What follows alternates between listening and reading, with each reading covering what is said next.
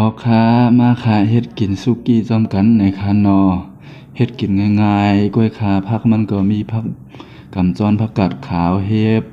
ข้าวเสียนแล้วก็หมูสามจั่นแล้วก็น้ำซุปมันง่ายๆกล้วยขาในก็ใส่เป็นน้ำจิ้มสุกี้นะครับหาซื้อมาในเซเว่นก็มีขายอยู่ในคานอน้ำจิ้มมันในคานอเมื่อในเดคาเฮาจ่ายคือได้มากินข้อยในคะเนาะ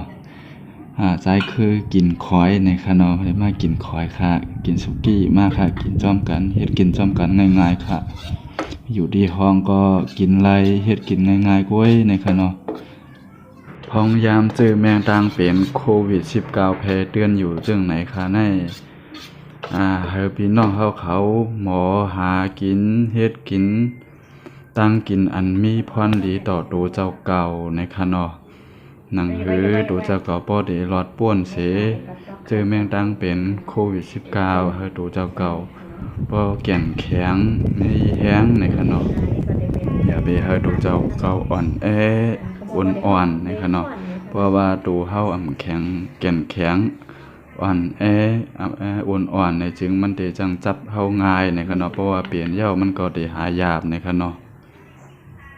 ข้าก็จับตั้งเป็นโควิด19หายเหย้าในคะแลมื้อเดียวก็ไล่14-15วันเหย้าในคะเนาะข้าก็ตึกแม่นพ้องกินหวานมันนี่แหละใครกินมื้อนึงเหย้ามื้อนึงในคะเนาะตึกแม่นพ้องกินหวานมันในคะเฮ็ดกินในคะนี่ก็ไข่ผักเขียวดังเฮียบโอ้โห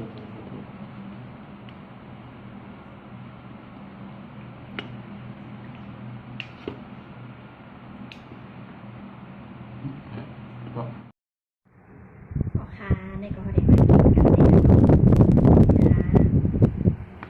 สุกี้นะคะเนาะสุกี้ก็มีต่างๆนะคะเนาะมีผักบุ้งแล้วก็วุ้นเส้นนะคะเนาะแล้วก็ไข่แล้วก็เห็ดนะคะเนาะอันไม่กุ้งไม่ปลาเนี่ยค่ะเนาะ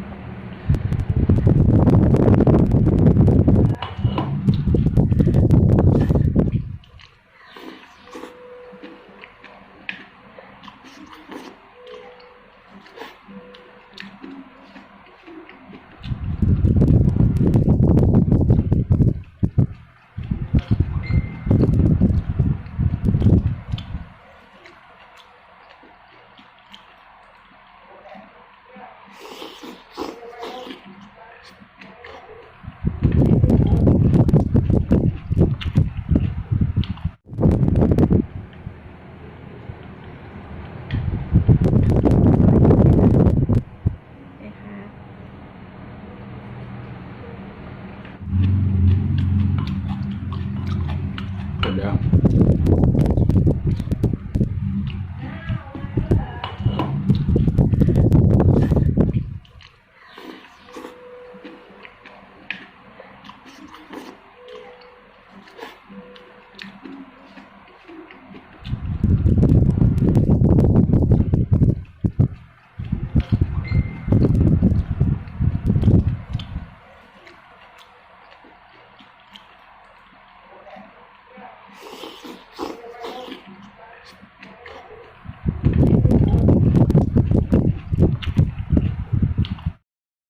มาหากินต้มกันครับสุกี้มาเรียนให้ได้ติ๊กแม่นพ้องกินหวานมันหน่อยกันเนาะกินสั่งหวานกูเมี่ยวหน่อยครับติ๊กแม่นพ้องกินหวานมันนี่ก็ป้าค่ะเนาะกำลังลบอยู่เขาพองก็กินอยู่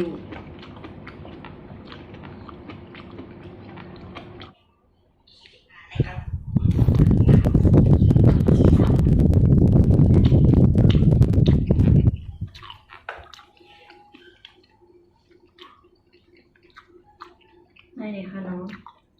อันนี้ก็กำลังลบพักอยู่นะคะคำพองเขาได้หิวน้าเนี่ยค่ะเนาะหิวน้าเนี่ยนะโอ้มันเลยค่ะเนาะ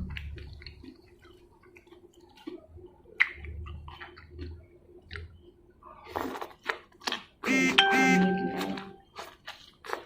ใส่บุญ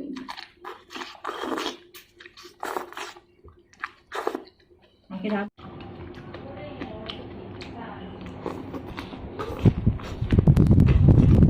เห็นด้วยนะ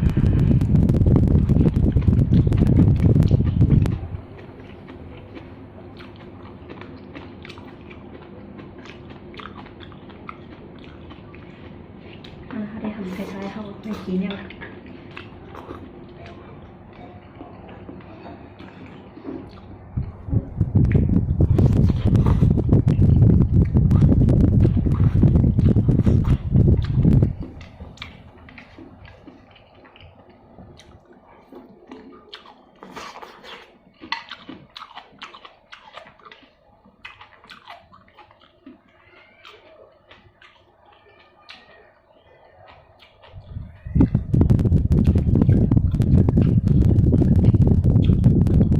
หันระหว่าง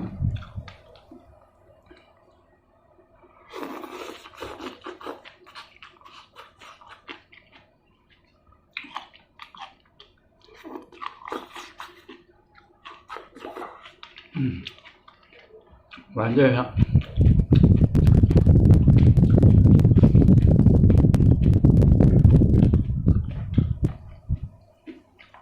เริ่มในไทยรู้ลูกเพียร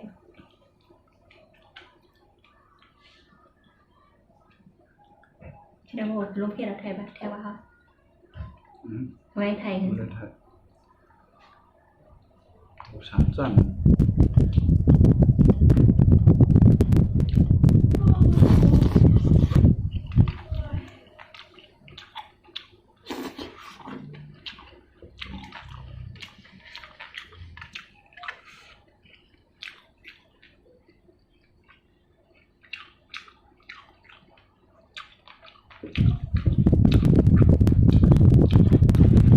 หวานเรื่อยๆครับกินซุกี้ครับคุกจะอะไรมอไม้ใต้หน่ะนะครับมอไม้ใต้น่ะว่านานในขนมหัวจังหวัดต่างเมืองในจังได้เฮ็ดกินกันฮู้ในขนมแต่ว่าพอจังปังหลวงแล้วเด้อคนอยู่ที่เวียงปังหลวงให้กำนันนำได้ดีคนจังกันอยู่ในขนมมอไม้แน่พักมันกำนันนำก็พักเมืองเฮาก็เขาได้เอาผักขี้โวยอดโถข้ามในขนมเดี๋ยวเอาอันไหนมาเฮ็ดผักมันมาเฮ็ดผักเขียวนั่นเห็นนั่นก็ผักกาดผักกำจ้อนด้วยนั่นก็ใส่ป้าอยู่นั่นก็ครับแต่ว่าน้ำมันในมันเหมือนน้ำซุกี้ครับเพราะว่าเขาใส่อีสังหลายๆนะครับเพราะว่าเขาเคยกินครับมาเร็วเนี่ยเพราะว่าเขาใส่อีสังหลายๆเขาในน้ำโยมมันนั่นนะครับเนาะครับฮู้ครับพอแล้วฮู้นี่ก็จัดมาลัดกันพ้องในขณะรัดในคาพ้องขาดได้เฮ็ดกินในขณะให้กินหน้าในขณะพักมันได้หาซื้อมาได้แต่ว่ากิริยาได้พอน้ำมันได้ก็ทางคาว่าได้หาซื้ออะไรอยู่เมืองไทยก็ในขณะครับ